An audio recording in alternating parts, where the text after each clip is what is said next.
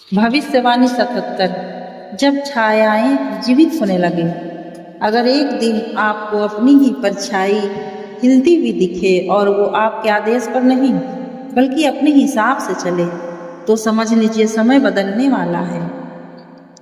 यह घटना काशी के पास एक छोटे से गांव में घटी।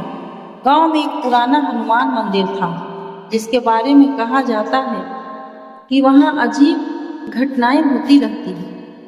एक रात गांव का एक युवक मंदिर के पास से गुजर रहा था। उसने देखा कि मंदिर की दीवारों पर छायाएं हिल रही हैं, लेकिन वहां कोई मौजूद नहीं था।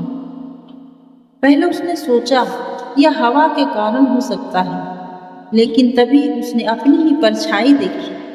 वो उसके पैरों के साथ नहीं बल्कि दीवार पर ऊपर चढ़ रही थी। युवक डर गया और भागकर गांव पहुंच गया। अगले दिन उसने सबको बताया, लेकिन किसी ने विश्वास नहीं किया। रात होते ही पूरे गांव में अजीब घटनाएं शुरू हो गई। लोगों की परछाइयां उनके घरों से बाहर निकलकर गलियों में घूमने लगी। कुछ ने देखा कि उनकी परछाई उनके सामने खड़ी होकर मुस्कुरा रही है।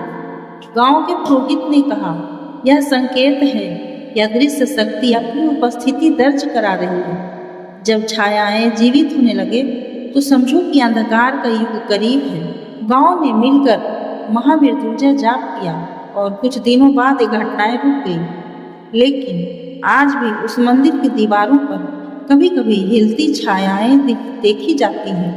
जब छाया अपनी मर्यादा तोड़ दे तो समझ लो अदृश्य शक्तियों का खेल शुरू हो चुका है। क्या आपने कभी अपनी परछाई को अजीब हरकत करते देखा है? नीचे कमेंट में बताइए। चैनल को सब्सक्राइब करें और हर दिन सुने एक नई भविष्यवाणी।